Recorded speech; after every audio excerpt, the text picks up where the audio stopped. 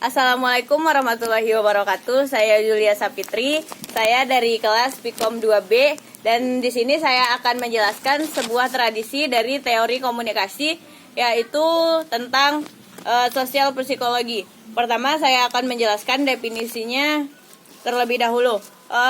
Sosial psikologi atau yang lebih sering disebut dengan psikologi sosial adalah salah satu cabang ilmu psikologi yang mempelajari tentang hubungan antara manusia dan kelompoknya.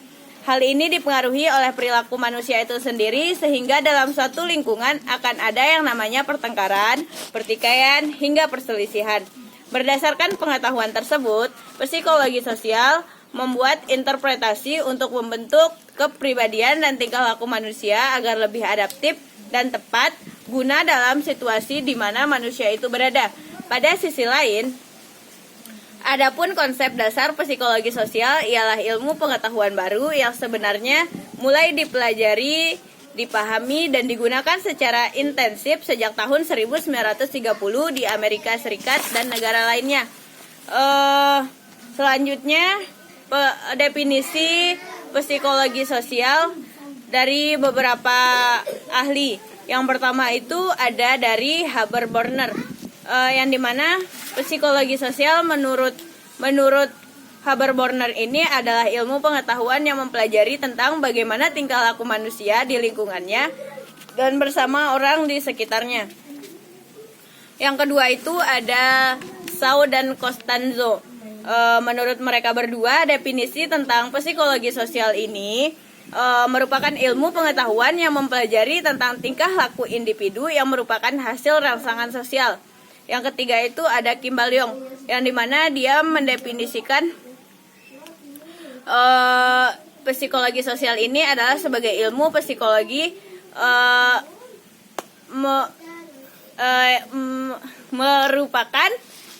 merupakan sebuah studi tentang interaksi individu dengan kelompoknya atau dengan individu lain. Yang keempat itu ada Sherif bersaudara. Sherif bersaudara ini mengungkapkan definisi sosial psikologi ini melalui bukunya yang berjudul An Outline of Social Psychology 1948. Mereka berdua mengatakan bahwa arti psikologi sosial ialah ilmu pengetahuan yang mempelajari pengalaman dan tingkah laku manusia yang berkaitan dengan situasi perangsangan sosial. Yang kelima itu ada Gordon W. Alport. Sedangkan menurut Gordon, pengertian psikologi sosial adalah ilmu pengetahuan yang menyatakan bagaimana caranya berusaha seperti bagaimana pikiran, perasaan, dan tingkah laku individu yang dipengaruhi oleh kenyataan atau kehadiran orang lain. Setelah membahas tentang definisi, selanjutnya saya akan menjelaskan sedikit tentang sejarah dari sosial psikologi ini sendiri. Sejarah perkembangan ilmu psikologi sosial. Sejarahnya itu sebenarnya belum tertata secara sempurna sebagai sebuah ilmu empiris tersendiri. Namun, ia sudah ada sejak zaman Yunani kuno sebagai salah satu bagian dari kajian disiplin ilmu filsafat. Tokoh filsafat Yunani klasik yang dikategorikan sebagai pemikir metafisika adalah Plato dan Aristoteles.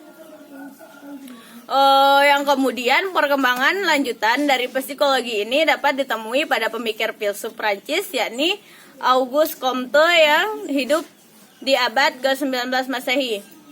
Ia juga dipandang sebagai salah satu peletak dasar perkembangan psikologi sosial empiris yang lahir pada abad ke-20 Masehi. Kemudian ilmu ini berdiri dengan sendirinya dan ditandai dengan dipublikasikannya dua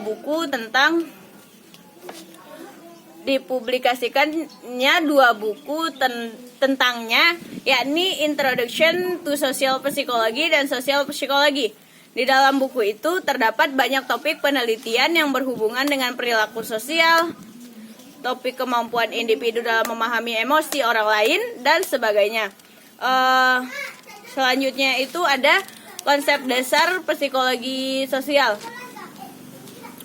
Yang pertama itu ada konsep emosi terhadap objek sosial. Pertama, ada konsep dasar ilmu psikologi sosial mengenai emosi terhadap objek sosial. Ini menunjukkan bahwa emosi dapat dipengaruhi lingkungannya. Ketajaman emosi dan reaksi emosional dipengaruhi oleh faktor internal dan eksternal. Pengendalian respon emosi sangat penting dalam kehidupan sosial. Bisa dikatakan, emosi ini adalah kajian dari psikologi ini dan memiliki peranan penting dalam pembentukan perilaku seseorang terhadap respon dari stimulus dalam lingkungan sosial. Yang kedua itu adalah konsep perhatian, di mana pada konsep ini perhatian atau rasa peka terhadap apa yang terjadi di lingkungan sosial seseorang juga sangat mempengaruhi seorang individu terhadap hubungan sosialnya. Yang ketiga itu ada konsep minat. Selain itu, minat atau daya tarik juga sangat berpengaruh dengan hubungan sosial antara individu satu dengan individu lain serta kelompok yang berkaitan dengan proses interaksi dalam diri individu dan mungkin juga dipengaruhi oleh subjek dari luar. Yang terakhir adalah konsep sikap mental. Selain itu, konsep dasar ini juga bisa dilihat dari sikap mental seseorang. Sikap mental sendiri adalah reaksi yang timbul dari masing-masing individu jika ada rangsangan yang akan datang.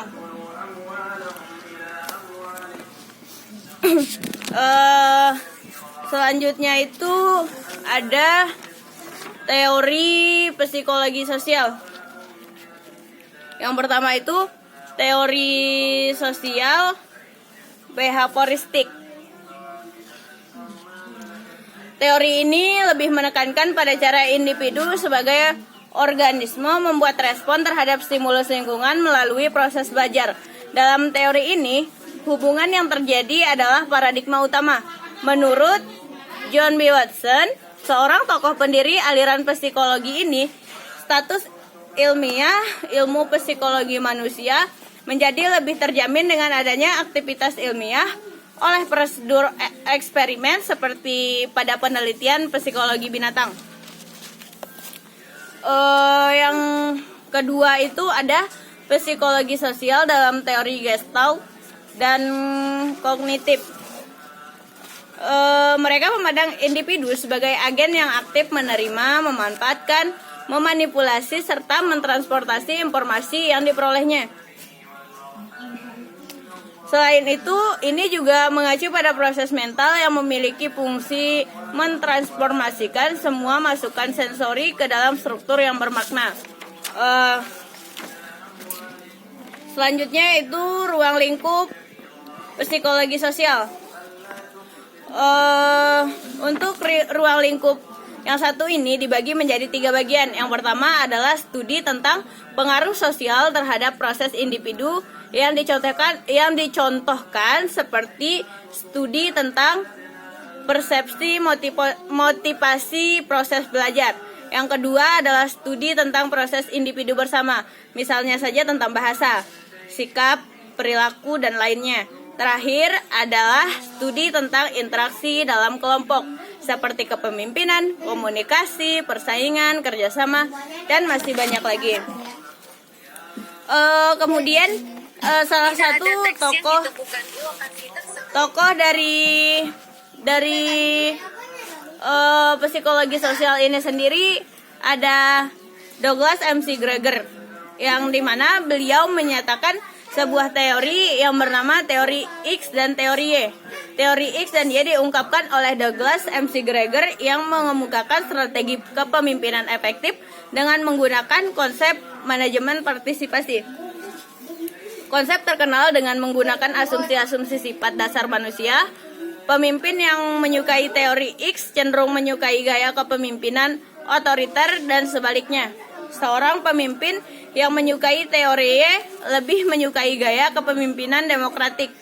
Untuk kriteria karyawan yang memiliki tipe teori X adalah karyawan dengan sifat yang tidak akan bekerja tanpa perintah. Sebaliknya, karyawan yang memiliki tipe teori Y akan bekerja dengan sendirinya, tanpa perintah atau pengawasan dari atasannya.